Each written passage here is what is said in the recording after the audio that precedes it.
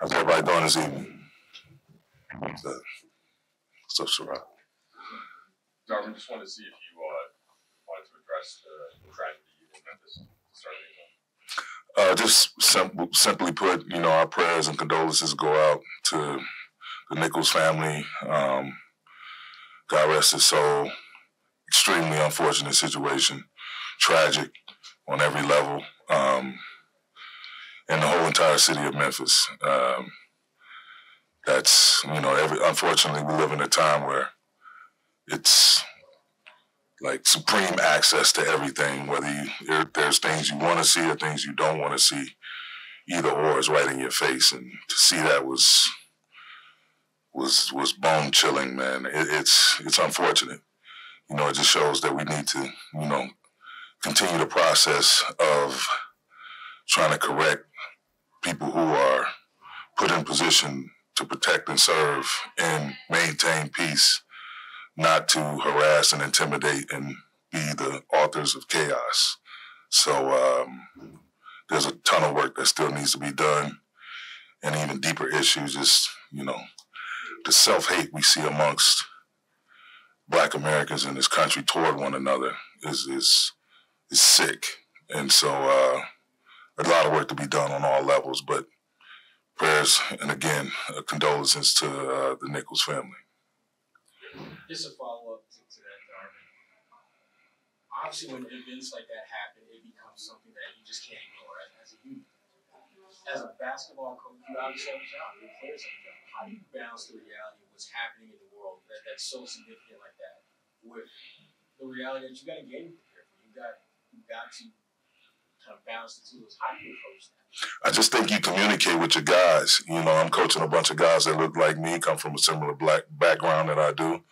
And we open the floor for communication. And then we, mental health has become a huge part of the NBA in terms of how we manage that, not just managing, these highly skilled athletes, not just managing their bodies, but their minds as well, and allowing them to have resources where, whether it's things like this or things they're going through on the game floor or off the floor, things they're seeing within society happen to people that look like them or have similar circumstances. We try to provide resources in terms of mental health professionals that these guys can go talk to, lean on, and just support that as an organization, as a league as a whole. So, we communicate with our guys daily. Darvin knows he transitioned to basketball, but just to do that, if you have an update on Lonnie, for sure, his status, of he's able to play minutes tonight. Yeah, he's going through his pregame workout. He and Brown will go through their pregame workout, and then we'll go from there. And then just what did you see, not just with AD coming back, but Rui having his first game, and how have you thought about the rotation as you now have a couple more bodies, and how that looks against this Boston team? We're just trying to navigate, there's minute restrictions that are in place. It's great to get these guys back, and then, you have to insert them a certain type of way. You can't run them in the ground, now that you do have them back, and put them at risk for being out again. So just getting with my staff and looking at what makes sense and what combinations we want to try to explore and read the game, and see how the game is going and who's playing at what level and who's playing well together, and just go from there.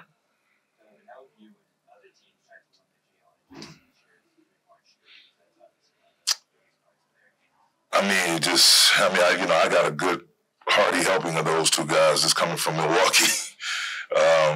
You just got to try to disrupt them as best as possible, man. And whether it's changing matchups when they're playing in pick and roll or DHOs, dribble handoff situations, you got to try to change up your coverages, really crowd them.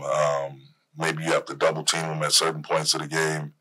The coverages change from when they're on the floor together to when they're on the floor by themselves. So it's just a constant chess match of trying to combat what they do. And, both of those guys can take over a game by themselves. And when you have them out there, together, it's even more scary. And then they have guys around them that can do you in if you're not paying attention to them as well. Your Al Horfords, your Derek Whites, Malcolm Brogdon, the list goes on. but you just try to do as best you can to try to disrupt them and keep them off balance, just changing up pitches.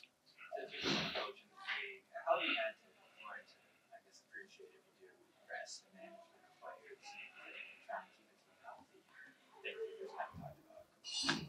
I mean, just, getting with our staff. We have a really, really wonderful high-level medical staff and my coaching staff, and, be efficient with the way we practice, our practice time, what we get done, and within that amount of time, and really paying attention to the travel schedule. We have less back-to-backs, but sometimes that makes for you to play every other day, and so trying to manage all of that and make sure they're getting the proper nutrition, the proper sleep.